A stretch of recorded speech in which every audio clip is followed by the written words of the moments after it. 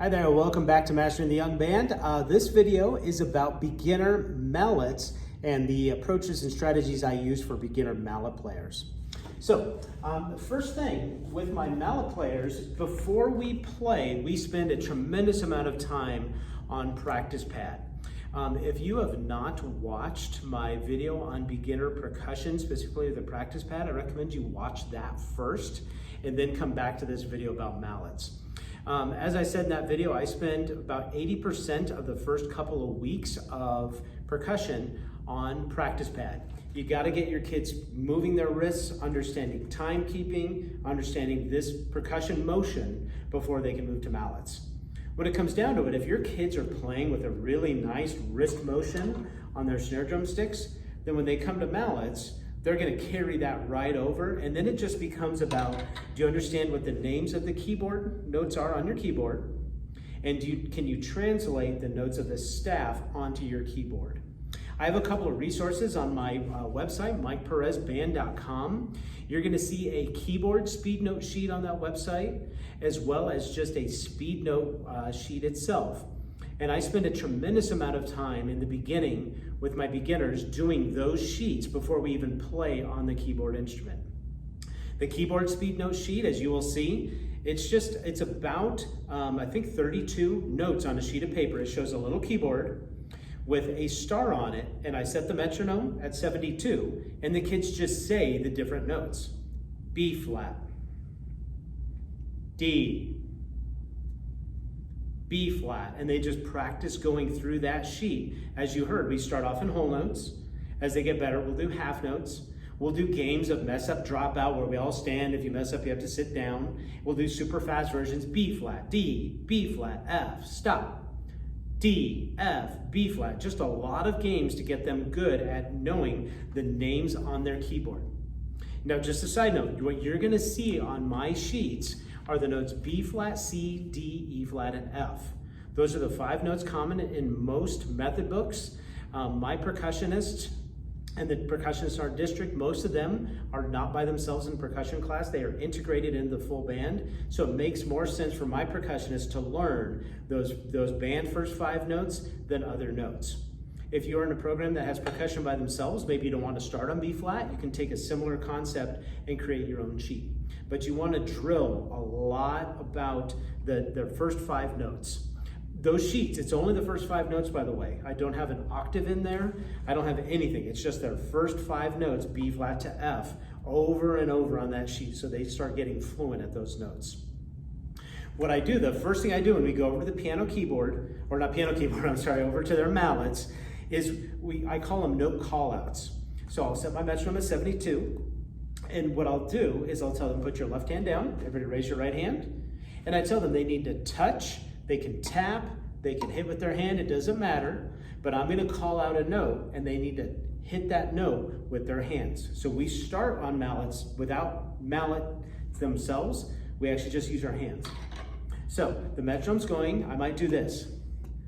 B flat, ready, go. D, ready, go. F, 2, ready, go.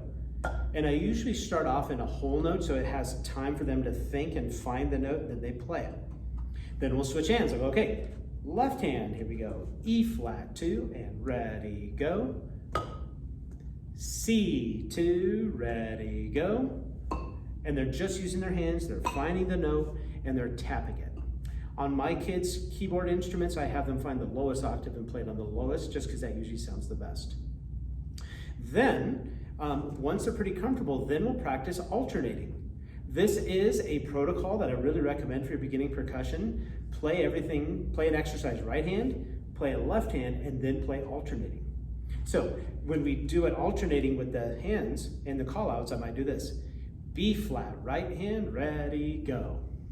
C, left hand, ready, go. F, right hand, ready, go.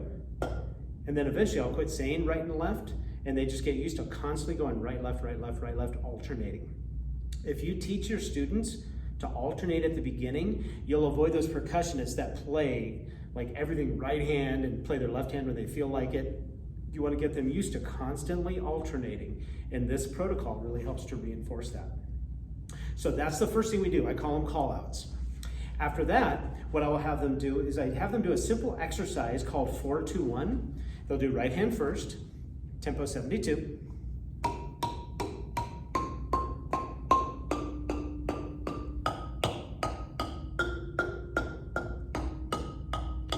Going B flat to F.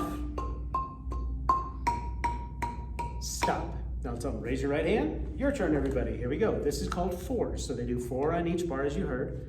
We play 4s left hand, and then we do 4s alternating. Again, no mallets. Just using their hands, wrist strokes, and going through. Then we do doubles, then we do singles, just using our hands. And that's what we do week 1, or mallets. We do call outs, we do that 4-2-1 exercise, that's it. The rest of the time is all on pad. The next week, I give them a speed note, I give them a lesson on how the staff works in the first 5 notes. And what I typically do on the board is I will draw their first 5 notes. So again, for my percussion, their first 5 notes are B flat, C, D, E flat, and F, just the first 5 notes of most beginning band method books. And what I'll usually do is I make a game of it. So I point to the note, metronome's on. When I point to them, they say the note name. So it'll look like this. B flat, C, D, E flat, and then we'll go faster. B flat, C, B flat, and so on. I do a lot of that on the board to get them used to their first 5 notes. Once they get pretty good at that, I have a speed note sheet that you'll see on my website, and that one is 50 notes of the first 5 notes just mixed up for them to say. I'll set the metronome at 72, B flat, D, F, and sometimes I'll speed that up to 104 as well, but sometimes 72, it just depends. As they get better, we'll go in half notes. B flat, D, F, E flat, and so on. So they're just drilling those note names over and over again. Then once they get pretty good at that sheet, then we start reading it on their keyboard. So they'll have a stand, they'll have their speed note sheet. First thing we do is we say the note names for a line. B flat, D, and this is all written out on their sheet. F, so they're reading it. E flat, we go through the line. Then I do my little lesson on peripheral vision. It is so important, everyone. Your percussionists must learn to read. Don't let them memorize and write in note names. The minute they do that, it's a crutch, and it is so hard to break them out of that. From the beginning, you have to insist to them that they read the music and use their peripheral vision to see their keyboard. Okay? So I'll have them gather around me. I'll play line 1. I'll tell them to watch my eyeballs. I'll play with my right hand. And again, I don't use a mallet. I'll just be using my hand at the beginning. And I ask them how many times I look down at the piano keyboard. They'll go, you didn't look down at all. And we talk about how I could still see the notes of my peripheral vision. And then they try it. So we go line 1. I have them say the note name. B flat. Stare at your music, peripheral vision. D. Try not to look down. B flat. E flat. And they say their notes. They try not to look down and touch the notes with their right hand. Then we do the same line with the left hand. They say the notes. Peripheral vision, I reinforce that with them. And we just go through each line of the speed note that way over successive days.